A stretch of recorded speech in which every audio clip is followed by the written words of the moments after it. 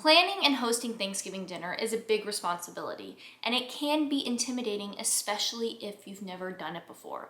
Hey, it's Sarah, and today we're going to be talking all about planning Thanksgiving dinner. I have hosted Thanksgiving a couple years in a row now, and it has been something that has been exciting for me because I love food. I'm a dietitian. The food situation at any gathering or holiday is always interesting and exciting to me. But it has been a lot to take on and to, learn how to plan everything and put it all together. So I thought it would be fun and helpful for us to go over how you can do it, how you can be really successful, and share some specific tips that I have learned along the way. Now, we're going to be talking about the food plan specifically, but keep in mind while you're doing your Thanksgiving planning, it's not just about the food. So you are going to have to think about other things like plates and cutlery, glasses, tablecloths and napkins maybe. If you're having overnight guests, where are they going to stay? How is the setup going to be for them? As well as just any other types of cleaning or organizing that you want to do around your house and decorating, all that kind of stuff. So the food isn't the only thing you're gonna have to think about with Thanksgiving, but it is what we're gonna be talking about in this video. Now, I think the best way to go about planning anything like a Thanksgiving dinner that is kind of large and complicated and has a lot of moving pieces is to start broad and then narrow things down and get more specific. So let's talk about some of those high-level decisions you'll have to make in the beginning, and then we'll move into the nitty-gritty details like selecting dishes and figuring out the timing of cooking certain things. So the first thing you need to figure out is who is coming to Thanksgiving. And the answer to this question is going to impact the rest of your planning. Not only will having your guest list nailed down help you know how much food you'll need to make, but it's also going to help you select which dishes that you're gonna have as a part of the meal. Do the people on your guest list expect certain dishes to be available? Are there any food allergies or restrictions that you'll have to take into consideration in your meal planning? How many of your guests are local versus how many of your guests are going to be traveling to join you for Thanksgiving? For the guests that are traveling, are they going to be staying somewhere else and then just coming for the day of celebration? Or will they be staying in your home? And will they be around for a lot of the food prep and therefore be able to help out with some of those tasks? So figure out your guest list, start talking to people, finding out what their plans are, nailing down those people who can be kind of waffly or I don't know, maybe we'll come or maybe we're going to this place. Get those people figured out and sorted out so you know who's going to be at Thanksgiving dinner and you can move on with the rest of your planning. The next thing you want to think about is, are you going for a traditional Thanksgiving dinner, or are you okay with going a different direction and taking a non-traditional approach? Now, what's traditional is really highly subjective. It's different for every person, for every family, for every group of people. And a lot of it really just depends on what you grew up eating at Thanksgiving, if you celebrated Thanksgiving with your family, or what food traditions that your family or other people that you like to get together with have. So I'm not talking about really any particular foods here. You just want to think about what is traditional for you, what is traditional for your guests, and do you want to go with that, or do you want to switch it up this year? Now, when you're making this decision, don't just think about yourself. You want to be thinking about your guests with this, because while you might have an idea of what your perfect Thanksgiving would be or what types of things you would want to have, it's not just about you as the host. Part of being a host is considering your guests, of course. So you do want to think about that guest list, who's going to be there, and what might their expectations be for a Thanksgiving dinner. So for example, if you're having multiple generations of a family together, maybe some of these people have been celebrating Thanksgiving together for many, many, many years, and they might have certain expectations of the types of things that we always have at Thanksgiving. You want to keep that in mind when you're deciding whether you're going to go for those traditional things or go the non-traditional route. On the flip side, you might have a guest list that's made up of a lot of different people from various backgrounds, and they might all have a little bit of a different expectation. Also, even if you do have a group that has gotten together year after year, sometimes everyone's just kind of like, you know what, we've done the same thing all the time. Let's just try something new. Let's switch it up. Let's go for it. Or you might have a situation where different people want to kind of mix in their different traditions and bring something that's special to them and contribute to the meal together. So there's a lot of different forms and shapes it can take. You can be like very traditional and set, you know, with a pretty standard menu that the people coming to your meal have always eaten. You might go totally in a different direction, or you might have a bit of a hybrid, but just be thinking about this, because you need to kind of know what direction you want to take things before you can start selecting specific dishes. Once you know who's coming and what type of direction you want to go with the meal, the next thing you'll need to figure out is, will your guests be bringing food? Now, I'm of the opinion that if you can get other people to bring food, you should definitely do it. Like, highly recommend. It's a big help, because not only does having, you know, other people making the food just help with your like mental planning and getting everything straight, the grocery shopping and all that, but it also is going to save up some of your freezer space, fridge space, your oven space, your stovetop space, all of those areas that are really high value real estate when you're planning a big meal.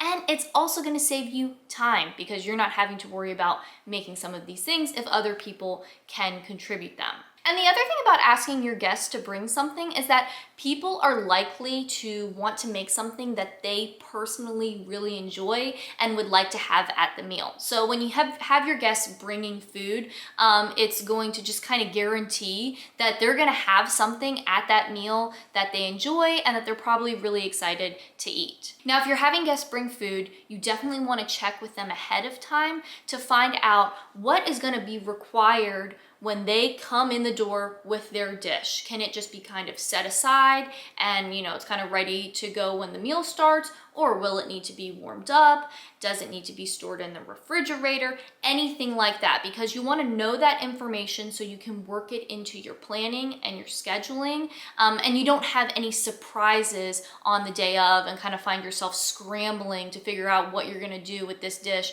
that needs to go in the oven that's already full of other things that are cooking. Now, while you're figuring out who is bringing what, you want to have a system to keep track of all of that, because you don't want people to have any confusion about what they were supposed to bring, or to have unnecessary duplicates because people are kind of just doing their own free-for-all, and now you've got 3 of one thing and none of the other. So everyone, you know, with anything like this might have a system that they really like.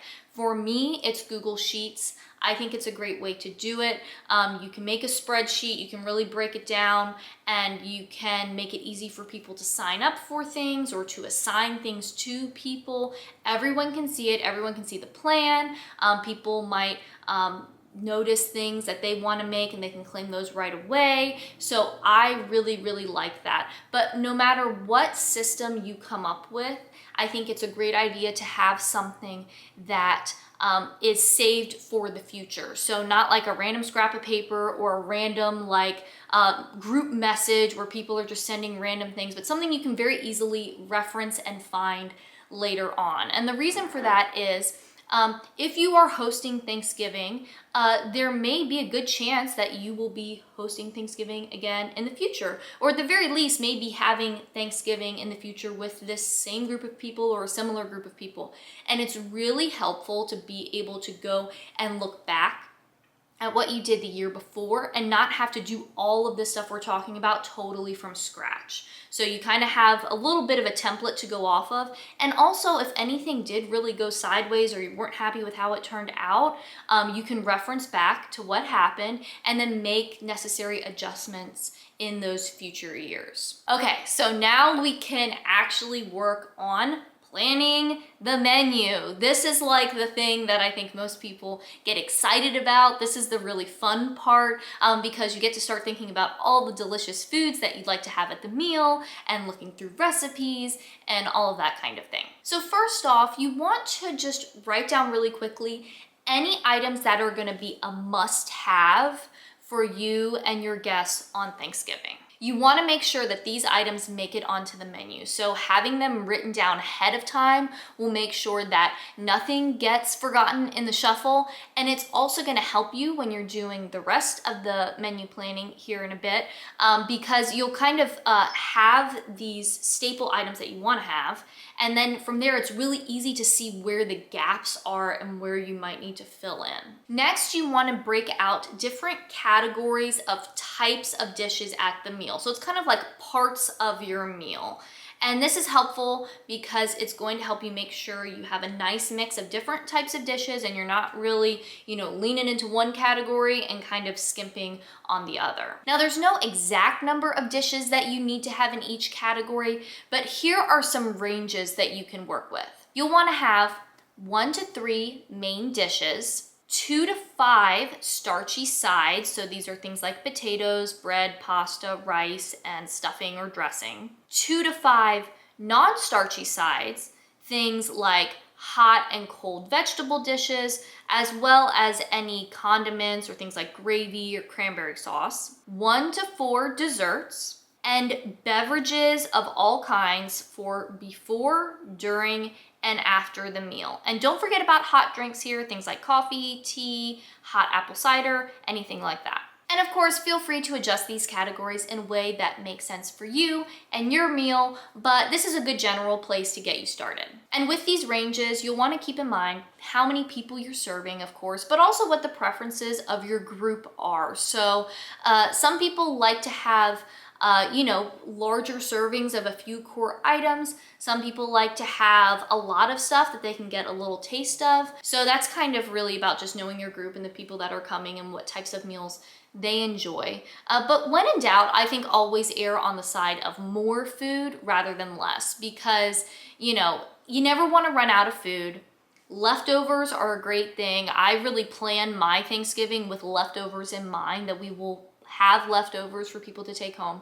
But also, you want to have some flexibility in case there is a last minute guest or two that you're going to have enough food and they'll be more than welcome to come and enjoy the meal with everyone else. So now that you have your categories and you're looking at the range of how many dishes you want to plan for each category, it's time to start filling in those must-have items that we wrote out earlier. So look at that list, look at the items on there, and start filling them in into the different meal categories. And then you'll really be able to see where you need to come in and round things out to make it a complete meal. Now, as you're looking through cookbooks and recipes and trying to figure out which dishes you want to have as a part of your menu, remember that you want to have some items that can be partially, and really the best case scenario is completely prepared before Thanksgiving Day, or things that come together, really quickly and don't require a lot of work. You want to have some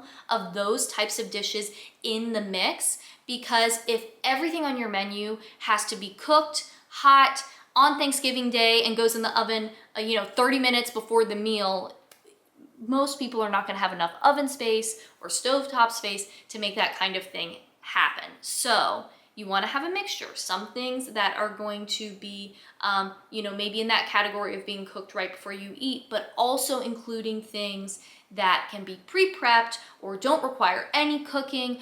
So you have a little bit more balance in your cooking setup, and you're not scrambling trying to cook everything in one oven, but still somehow magically have it all be hot and, at the right temperature when it's time to serve. And just a little hint for this, desserts often fall into the category of being able to be prepared ahead of time. So that's one area where you'll definitely or likely see some things where you can make it the day beforehand or maybe a couple days beforehand. But side dishes can also fall into this category, particularly things like cold salads that maybe can be prepped ahead or at least don't require any cooking time. And there may be other sides on your menu that can either be fully or partially prepped ahead of time.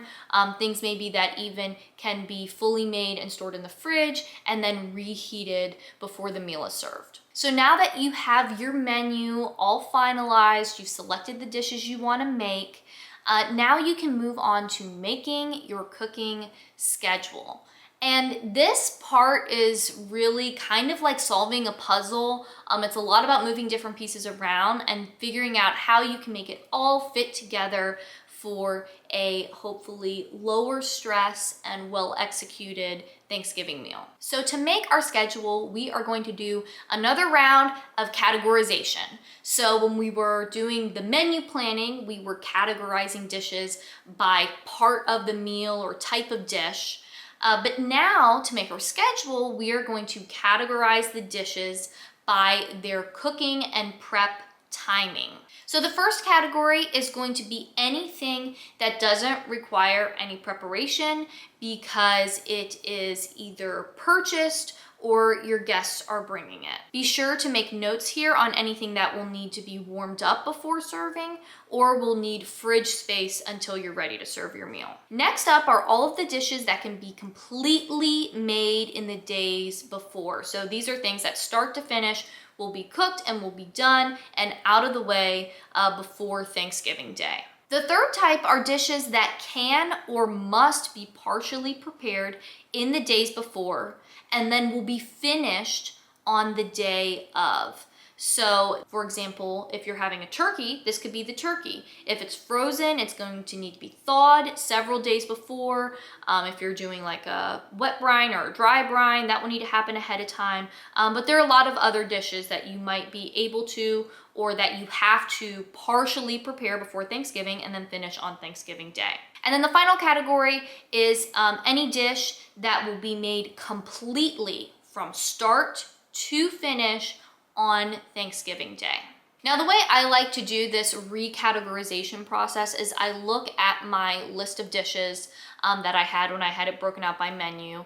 And while I do use the spreadsheet for planning with everyone else, I also like to make lists for myself. So I'll take that list in my notebook and I like to take a different color highlighter that goes with each category and highlight the dishes on the menu according to which of these timing categories they fit in. And then it's really easy to kind of see and then rewrite the list in terms of timing. That's how I do it. Again, do something that works for you, but I have found that really helpful for me to kind of visually see how everything is laying out. And then this is also a time when you're doing this planning where you can see if there's any tweaks that need to be made. Obviously, you don't want to be making big overhauls to your menu at this stage, but if there's anything that maybe you had kind of two recipes you were looking at that require a little bit different cooking or preparation, this might help you choose one over the other or make, a last minute adjustment to your menu. Any of those little fine details that could help you have a more balanced looking cooking schedule just to make it a little bit easier on yourself. Now, I have to say, the more pre-prep you can do, the better. We want to be looking for any and all opportunities to prep things before Thanksgiving Day. So look at all your dishes and really think, is there anything I can do before Thanksgiving, even for dishes that are going to be like completely prepared on Thanksgiving Day? Is there anything I could do ahead of time that can make this a little bit easier for me? So this could be things like pre-chopping ingredients, pre-measuring ingredients. This is something that I love to do because if you can have everything kind of like ready to go, kind of think of it like a restaurant. Like they're not like cutting up stuff for every single dish that comes through. They've got things kind of prepped and pre-measured and ready to roll. That's how you want to think of your setup for Thanksgiving. So pre-chopping, pre-measuring, also thinking about all your serving dishes and platters and all that kind of stuff. Get that stuff down, get it organized, figure out what is going to be the serving dish for each item that you're cooking, because you do not want to be on Thanksgiving like pulling out the step ladder to get up into some high cabinet to get some platter that you never use, or having to pull everything out of your cabinets to get to that one, serving dish that's tucked in the back for special occasions. We're not doing that on Thanksgiving.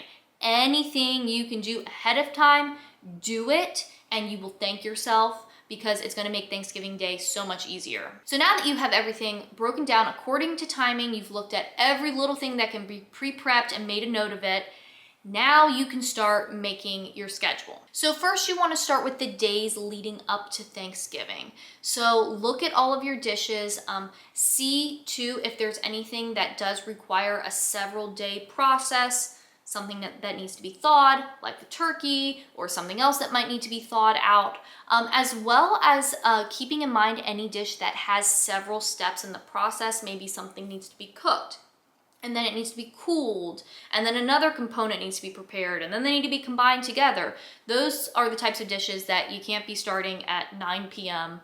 the day before Thanksgiving. I mean, you can, but you're gonna be up all night and you're not gonna have a great experience. So make note of those things, because if you can get those types of dishes started in the morning, or if it's something that can even be made 2 days ahead, then you can have that going. And then when you have those gaps where something needs to cool or sit or rest or be refrigerated or whatever, you can be doing some of the smaller prep tasks that are also on your list that will need to get done. So this is looking at the day before Thanksgiving, but also 2 days before, a week before, anything that is going to take some time, or just can be prepared ahead of time. Make your schedule for that first. Now you can move on to your day of schedule. And the day of schedule is gonna be a lot more specific, a lot more precise. With the days before and the day before, there's not a lot of crunch time scenarios. Obviously, you need to give yourself enough time, like we were just talking about, to make sure you can get everything accomplished.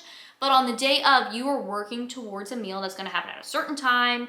You want to make sure dishes are ready, but that you're not sacrificing quality. Things that are supposed to be hot are hot, all of that kind of thing. So you're going to need to be a lot more specific. Your day of schedule will include all of the dishes that are made start to finish on Thanksgiving Day, but it's also going to include anything that you partially prepared in the day or days before that now is going to need to be combined or cooked or finished up or whatever it may be, to get it to that final meal ready place. Now again, do this planning in a way that makes sense to you.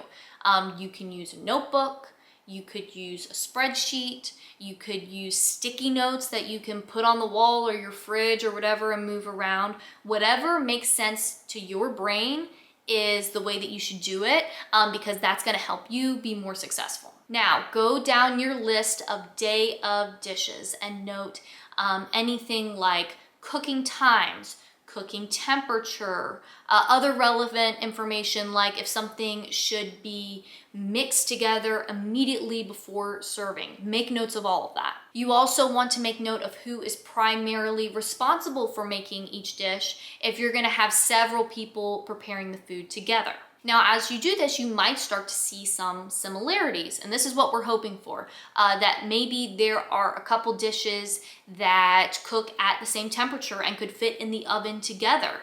That's great to know. It's going to streamline your process. Maybe someone is responsible for 2 dishes that actually have some overlapping ingredients or similar stages in preparation, and how can we, maybe combine those or make those happen at the same time to streamline the process. Now we can start moving our puzzle pieces around. X dish takes this many minutes to cook. What time does it need to go into the oven to be ready for the meal? You want to be as specific as possible with all of the different timings and tasks that you need to accomplish. Now, this is more of an art than a science. It depends a lot on what types of dishes you're making, as well as your kitchen setup and what guests are bringing and all of the particulars for your Thanksgiving dinner. But the way you can approach it is by starting with the least flexible, most time-oriented tasks first. Those things that are like really hard deadlines that need to happen to, make the meal come together, lay those out first, and then you can fill in the gaps with the, steps, the tasks, the dishes that are a little bit more flexible and don't require such specific timing. Now, you might have to move things around a couple times. You might have to tweak things to figure out how to get it, to all fit together for your day of schedule. But if you've done all the other things we've talked about up to this point, you've asked guests to bring things when possible. You have planned your menu such that everything doesn't use the exact same cooking method. You've got different types of cooking. You have things that don't require any cooking. You have things that can be fully prepared ahead of time. You've looked for opportunities to do any pre-prep that you possibly can. If you've done all that stuff, then it's gonna make it a lot easier to pull that day of schedule together, and it should be fairly clear to really be able to identify what needs to happen and how you can make it all work. Now, you might think we're done, but there is one more step of planning that you don't want to forget. It's very important, and it can often be missed, so you wanna make sure that you make a plan for this, and that is leftovers. How are you going to deal with leftovers? Now, I personally think leftovers are one of the best parts of Thanksgiving. I always plan to have a lot of leftovers and to make much more food than we need, because who doesn't love leftovers? If we're doing all of this work to make this meal with all of these different parts, and in many cases, the foods you make on Thanksgiving might be things that you don't make for many other occasions or many other times throughout the year, if at all. So we wanna take advantage of all this work and planning and all the stuff we're doing and just, have some stuff left over so we can enjoy it in the following days and just chill and relax and have delicious food to eat that doesn't require much, if any, work because it's all already made. But you have to have a plan for dealing with leftovers after the meal. So ask your guests to bring their own containers when possible. I also like to save takeout containers. So, when you get takeout food, you get all kinds of different kind of containers, the kind of flat, round ones, the rectangular, flatter ones. Then you've got the tall quart-sized clear containers that maybe you got a soup or a curry in, as well as the smaller ones. All of that kind of stuff I like to save and keep because it's a dish that can go home with someone with leftovers in it, but they don't have to worry about getting it back to me or anything like that. So think about that, because with all these leftovers, you're gonna need ways to store the stuff that you're gonna keep at your house, but you also wanna make sure that there is a plan for getting leftovers home to your guests who might wanna take leftovers home with them. You also wanna think about proper storage of leftovers, especially if you've had a lot of people contributing dishes, or maybe some of your ingredients were stored in the freezer or the pantry, but now they're part of this whole mixed up thing that now needs to be stored in a refrigerator or in cold conditions. You got to be thinking about that. So it can be very easy to run out of space, or for things to get, kind of a little chaotic, keeping track of whose leftovers are whose. And of course, the more people you have, the more complicated this can become. But it doesn't have to be anything to stress about. You just got to kind of think about it ahead of time. So, having some masking tape and a Sharpie to label people's containers is a great way to just make it not hard to figure out whose is what's when it's time to leave. But also think about, do you have enough cold storage, enough space in your refrigerator to hold all of this stuff until people leave? Now, if you've done a pretty good job cleaning out your fridge in preparation for all the food you had to buy to make the meal in the first place, hopefully things aren't too crowded, but still you might not have enough space. So this is where a cooler comes in.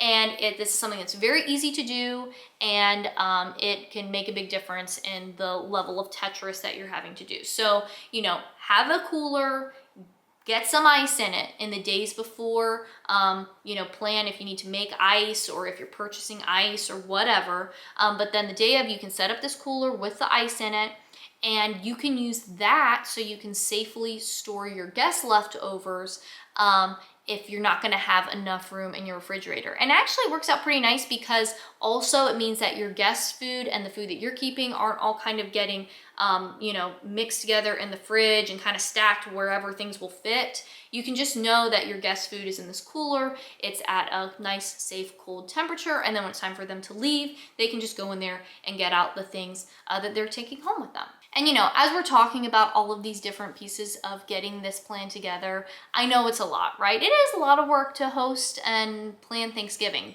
but if you do have a strong plan in place, it's gonna make it a lot less stressful. It's gonna make things go a lot more smoothly. And you know, no matter what happens, at the end of the day, it's not about having a perfect meal or, you know, everything going exactly as you planned it. It's really about setting things up so that you can have a nice time with the people that you're sharing Thanksgiving with. You can share a meal together and enjoy each other's company. And you know, that's really what it's all about. And I would love to hear in the comments, what are some of your favorite Thanksgiving foods, or what are the things that you're planning to have this year? I myself am a big fan of cranberry sauce, always have been. I love sour foods. Oh, hello, Floofy. We have a kitty cat joining us. I love sour foods. I've always loved cranberry sauce. And you know, like, we don't need to fight about fresh versus canned. I think why not have both? That's what I do. We have both. They're both delicious and they're great. So let me know what some of your favorite Thanksgiving foods are. And I hope that you're having a great day. And me and maybe Luna here will see you in the next video. Bye.